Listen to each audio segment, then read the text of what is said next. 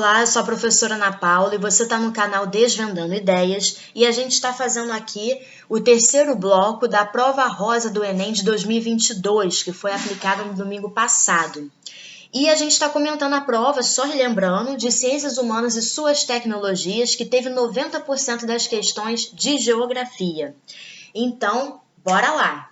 Mas antes de eu entrar na prova do Enem, né, dar essa sequência de comentários, de análises nas questões, eu gostaria de dizer para vocês que teve uma questão do Enem que foi parecidíssima com um vestibular muito antigo da UERJ, tá? Não vou lembrar o nome, mas pesquisem essa questão que eu vou trabalhar com vocês, que a resposta é a mesma. Vejam como as coisas estão relacionadas, né? Muito interessante você fazer o Enem, você estudar as questões do Enem, do Enseja também, que são parecidas com a do Enem, na parte de Ciências Humanas, e a prova da UERJ também tem as suas semelhanças, tá bom? Então, vamos lendo aqui o texto. Componentes produzidos por 51 empresas caem no poder do Estado Islâmico. Mais de 50 empresas de 20 países, entre elas uma brasileira, foram identificadas na cadeia de suprimentos dos dispositivos explosivos improvisados usados pelo Estado Islâmico em centenas de atentados terroristas. Olha que interessante.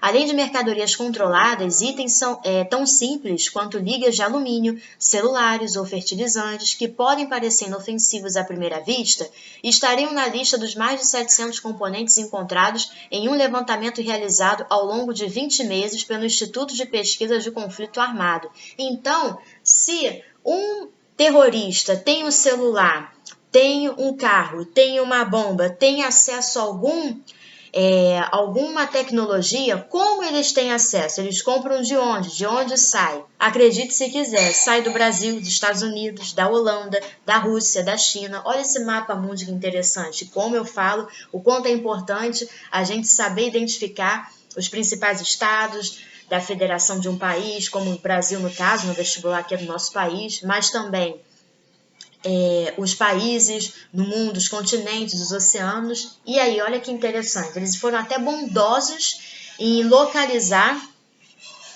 os países que estão fornecendo, né, todo esse material. E nessa legenda tá dizendo assim, eu vou tentar ler com vocês, está muito pequenininho para mim. Telefones móveis, componentes eletrônicos, precursores, né, químicos, cabos e fios.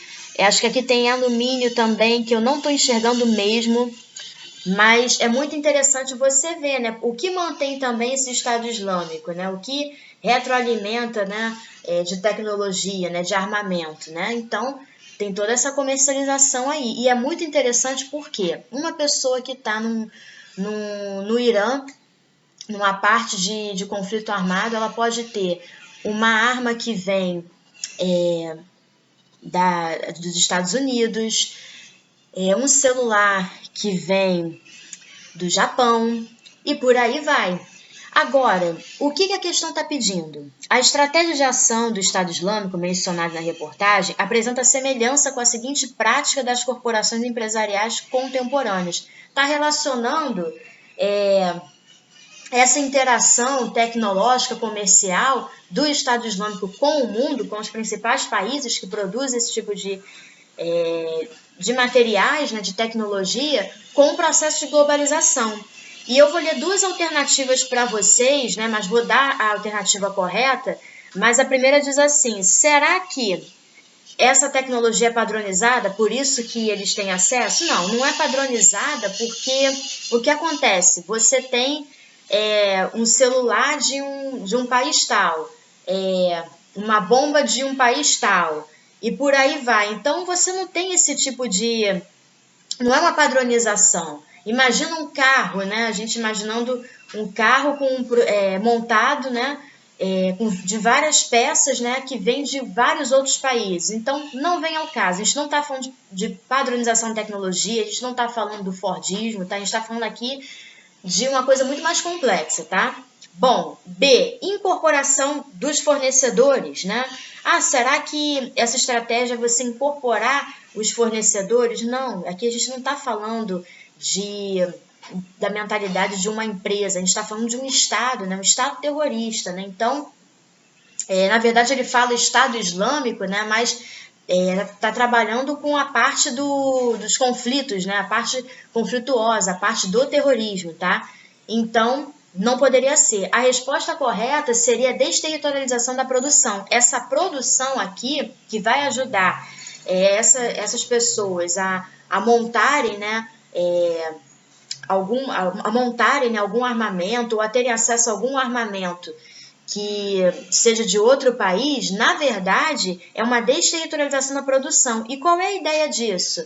É você mostrar que isso expandiu, né? Ultrapassou as fronteiras do território nacional, principalmente quando a gente está falando também do Estado Islâmico. Ele não ficaria fora dessa, tá? Então, a resposta correta é desterritorialização da produção. A outra alternativa, não me recordo, não estou conseguindo ler aqui para vocês, mas essa explicação já é suficiente para a gente partir agora para a prova do Enem. Então, vamos nessa.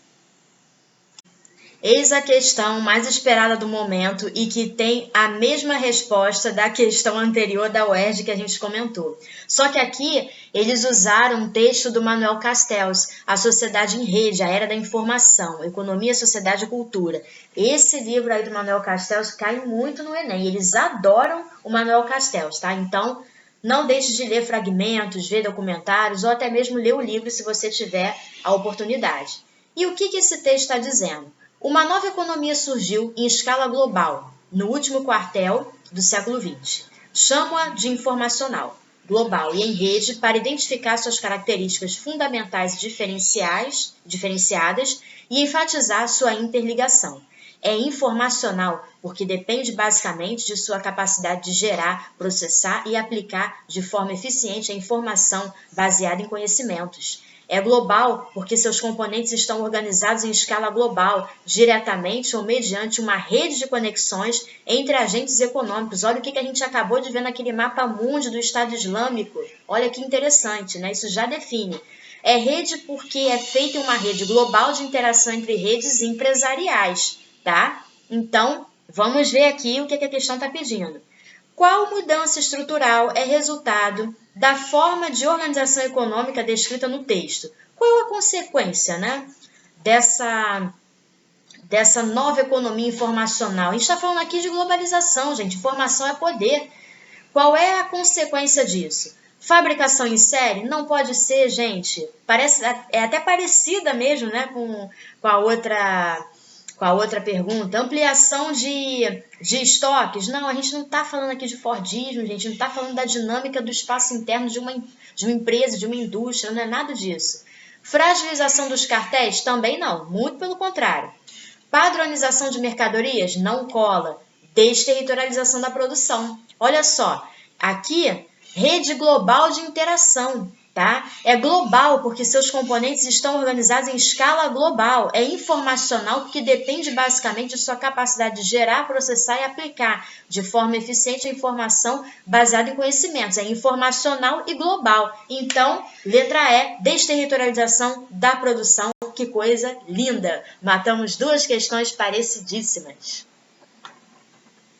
A questão de número 76, ela pega um texto e ela fala sobre solos salinos ou alomórficos. E ela vai descrevendo as características dos solos salinos em regiões semiáridas do Nordeste brasileiro, principalmente polígono das secas. E aí ela faz essa relação dos locais menos elevados com os locais mais elevados. Os locais menos elevados, no caso dessa interação, né, com a água da chuva, né, recebem água que se escoa dos declives adjacentes, né, das elevações adjacentes, durante as chuvas que caem alguns meses do ano.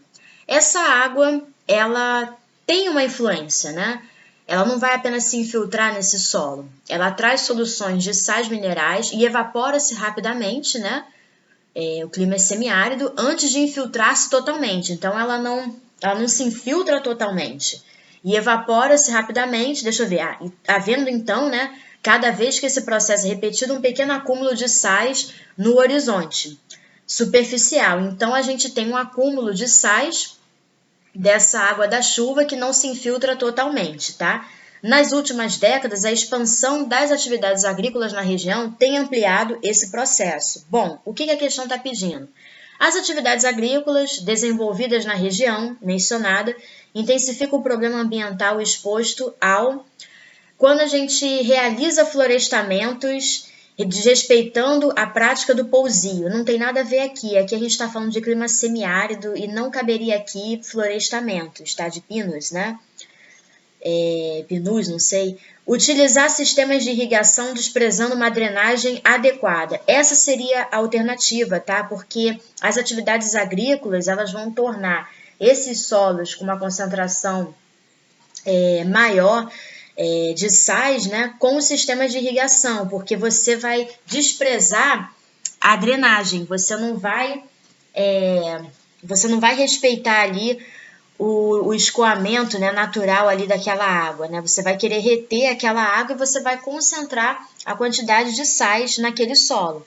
Não poderia ser as outras, porque o que acontece? Instalar açude nos grotões retardando a velocidade da vazão fluvial. Isso não é suficiente, tá? Para você retardar a velocidade da vazão fluvial e no clima semiárido, aqui a gente está falando do polígono das secas, a gente vai ter rios efêmeros, né? Então, a gente não vai ter aqui o açude, ele não vai ser o suficiente, né, para explicar isso. Vai retardar a velocidade da vazão fluvial. Não faria sentido aqui para esse domínio morfoclimático. Desmatar áreas de preservação permanente causando assoreamento? Não caberia aqui. Essa alternativa não cabe com o clima semiárido, com o polígono das secas, não caberia aqui. Aplicar fertilizantes de origem orgânica, modificando a química da terra? Olha, essa alternativa também poderia te confundir, mas tem uma pegadinha. Fertilizantes de origem orgânica, né? Seriam os fertilizantes adequados, né? Os fertilizantes naturais, digamos assim. Então, modificaria a química da terra? Modifica, mas a tal ponto de tornar o nível, né, a concentração de sais desequilibrado? Não, de forma alguma. Então, o que cabe mesmo é a letra B. Vamos seguindo. Vamos pulando para a questão 78, né, a questão de geografia. E aqui tem um mapa delimitando a Amazônia Legal. E aí a gente tem os estados do Amazonas, Acre, Rondônia, Mato Grosso, Tocantins, Maranhão, Pará, Amapá, Roraima. E aqui está dizendo o seguinte... Está localizando as rochas ígneas dentro dessa demarcação da Amazônia Legal. Onde se concentra essas rochas ígneas, a gente tem um recurso natural com alto potencial, tá? A gente tem um recurso natural muito rico. Só que o que são rochas ígneas? Se você não sabe o que é isso, você pode se perder nessa questão. As rochas ígneas, elas são formadas a partir do resfriamento do magma, tá? E elas são muito ricas em minérios, tá? A gente tem vários tipos de rochas, as metamórficas, as sedimentares, mas aqui são as rochas ígneas. Bom, por quê, né? O que isso indica, né, pra gente, se tem a ocorrência dessas rochas? Abalos sísmicos periódicos, será que são um recurso natural? Não é, por favor, né? Jazidas de minerais metálicos? Com certeza, acabei de falar. Então, essa é a resposta correta, letra B. Reservas de combustíveis fósseis? Não, a gente está falando aqui de rochas, né? Então não são combustíveis fósseis aqui, a gente está falando de rochas ígneas. Aquíferos sedimentares profundos, a gente não está falando de bacia hidrográfica, então pode cortar. Estruturas geológicas metamórficas? Não, de forma alguma, né? Isso também não seria um recurso natural. São as jazidas de minerais metálicos, letra B. Questão 79. Nascidas no Líbano, as duas irmãs não puderam ser registradas no país, porque lá é exigido que os nascidos sejam filhos de pais e mães libaneses. Por outro lado, seus pais, de nacionalidade síria, também não puderam registrá-las no país de origem. Na Síria, crianças só são registradas por pais oficialmente casados, o que não era o caso deles. Então, essas crianças não tinham nacionalidade. Se não têm nacionalidade, são apátridas. Em situações como apresentado no texto, as pessoas ao nascerem já se encontram na condição sociopolítica de apátridas, letra B. Exiladas não, exílio é quando você vai para algum outro país, né? Eu vou buscar o exílio, né? em outro país, né? Porque aqui eu estou sendo ameaçado de morte, etc., no meu próprio país, então não é o caso. Apátridas é aquela pessoa que não tem reconhecimento nacional por nenhum estado, tá? Foragidas não é essa questão de ser foragida, né? Elas simplesmente não puderam ser registradas no próprio país que elas nasceram e nem no país do pai delas, tá? Refugiadas, não. Aqui não fala de uma situação de guerra em que elas tiveram que buscar, enfim, tiveram que migrar para outro país. Aqui está falando assim: as pessoas ao nascerem já se encontram na condição sociopolítica de. O que elas já eram antes de se tornarem refugiadas, né? Que isso pode até induzir o erro, né? Elas não são refugiadas quando elas nasceram, elas vão ser refugiadas a partir do momento que elas saem do país delas, né? Por conta de guerras, né? E etc. Clandestinas, não vem ao caso não, tá? O clandestino é o ilegal, digamos assim, não vem ao caso, elas simplesmente são apátridas. Então, resposta correta, mais uma vez, B.